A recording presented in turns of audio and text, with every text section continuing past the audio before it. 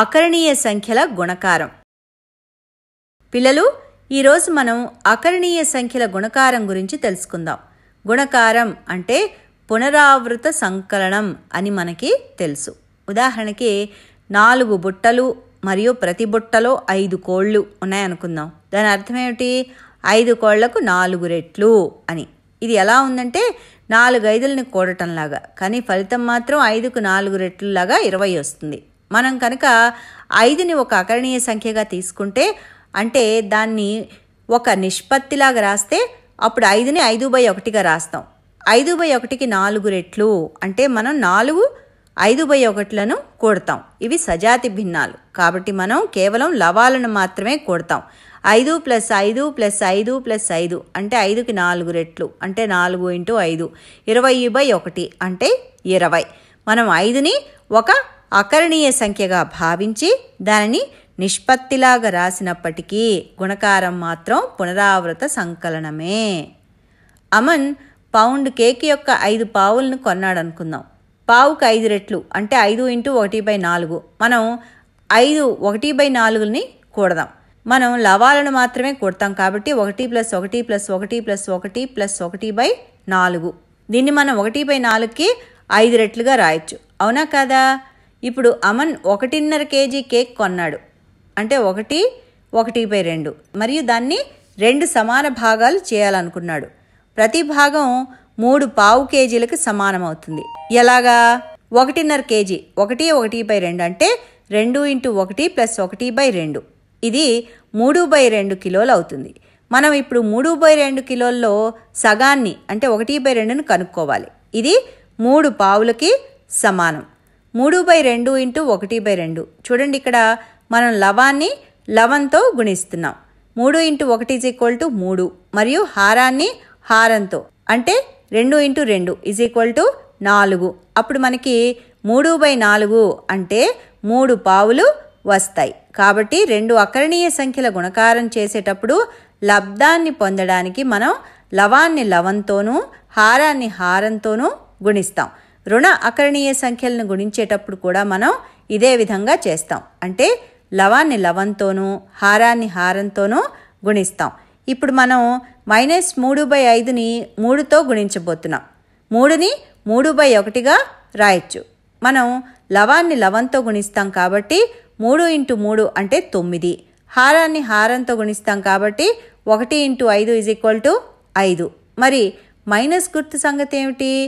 రుణ పూర్ణ సంఖ్యను ధన పూర్ణ సంఖ్యతో గుణిస్తే ఫలితం రుణాత్మకం అని మనం నేర్చుకున్నాం కదా. అది అకరణీయ సంఖ్యలకు కూడా వర్తిస్తుంది. రుణ అకరణీయ సంఖ్య × ధన అకరణీయ సంఖ్య = రుణ అకరణీయ సంఖ్య. కాబట్టి 3 × -3/5 ఒక రుణ అకరణీయ సంఖ్య అంటే -9/5. 2 అకరణీయ సంఖ్యల్ని గుణించేటప్పుడు మనం వాటి లవం × లవం మరియు హారం × హారం చేస్తాం. ఉదాహరణకి 7/20 × 5/14 దట్ ఈజ్ ఈక్వల్ టు 7 × 5/20 × 14. ఇలాగా ఇక్కడ పెద్ద సంఖ్యలను గుణించే కన్నా ముందుగా సూక్ష్మీకరించి ఆ తర్వాత గుణిస్తే బాగుంటుంది కదా. ఎలాగా చూద్దాం.